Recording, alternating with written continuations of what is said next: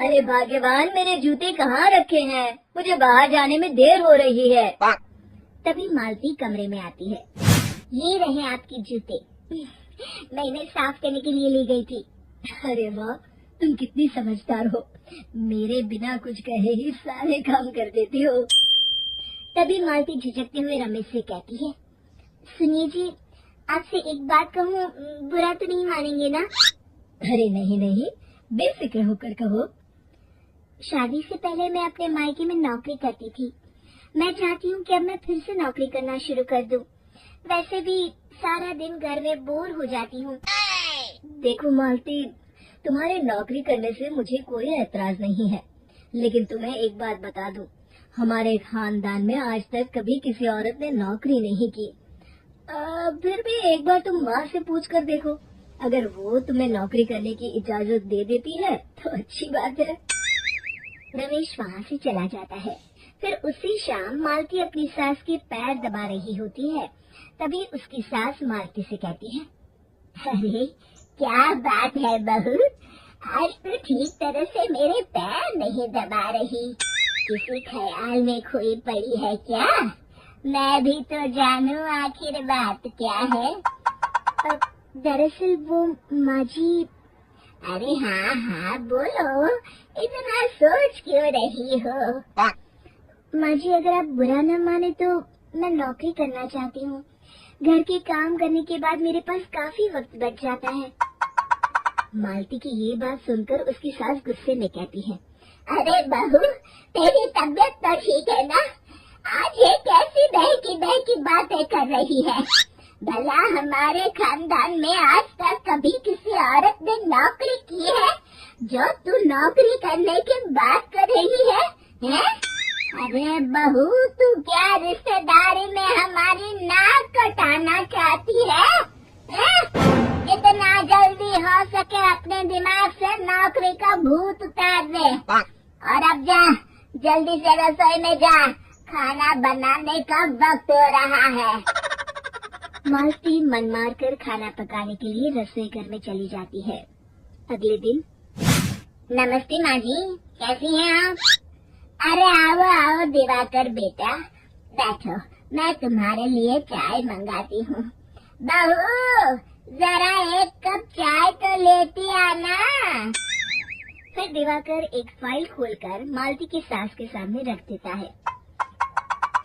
ये देखिए माँ जी, ये है पिछले महीने का हिसाब और ये रहे मुनाफे के रुपए। एक बार हिसाब देख लीजिए और इन कागजों पर अपने दस्तखत कर दीजिए।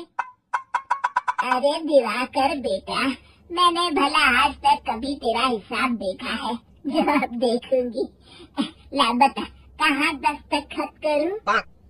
तभी मालती चाय लेकर वहाँ आ जाती है और अपनी सास को बिना कागजातों को पढ़े इस तरह लापरवाही से दस्तखत करते हुए देखकर हैरान रह जाती है। अच्छा माली, अब मैं चलता हूँ, फैक्ट्री में बहुत काम है। फिर दिवाकर वहाँ से चला जाता है। कुछ दिनों बाद मालती बाजार में कुछ सामान खरीद रही होती है। तभी एक बूढ़ा आदमी उसे आवाज देता है, अरे मालती बेटी, कैसी हो? मुझे पहचाना? मैं तुम्हारी कंपनी में मुनीम का काम करता हूँ। हाँ चाचा जी, मैं आपको बिल्कुल पहचानती हूँ। कहिए, कैसे हैं आप? मैं तो ठीक हूँ, कंपनी में कुछ भी ठीक नहीं चल रहा, यहाँ तक कि हमें ठीक वक्त पर तनख्वाह भी नहीं मिलती। ये आप क्या कह रहे हैं? अब क्या बताऊँ, आप लोग तो कभी हिसाब किताब देखने दफ्तर आते नहीं।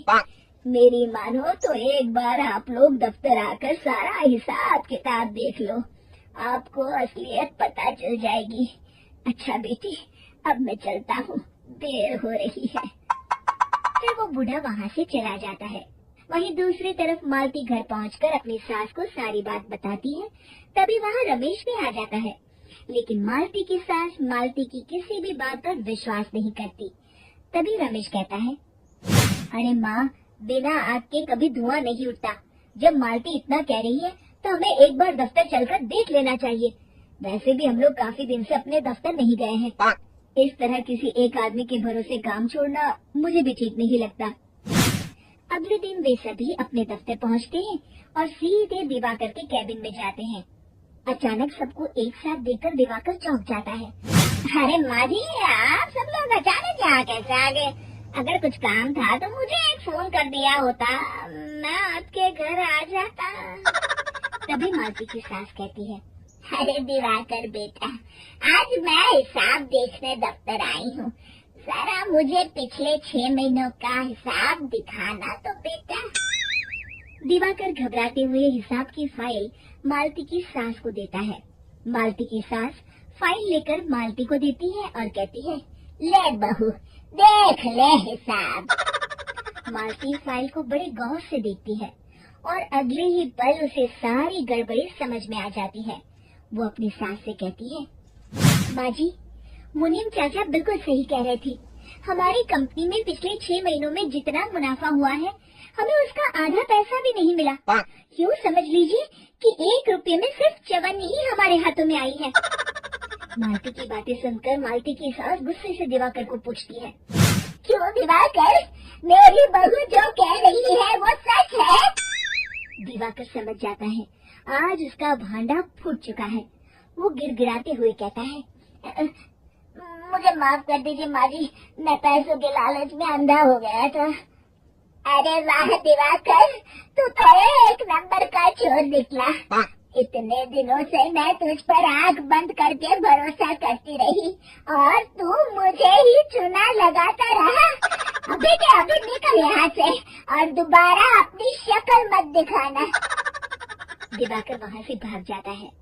मालती की सास मालती को शाबाशी देते हुए कहती है, बहू, आज मैं समझ गई कि पढ़ाई लिखाई हमारी जिंदगी में कितनी जरूरी है। मैं बहुत किस्मत वाली हूँ जो मुझे तुझ जैसी बहू मिली है। शिक्षा, पढ़ाई लिखाई का इस्तेमाल सही जगह करके हम दुनिया में बहुत कुछ बदल सकते हैं।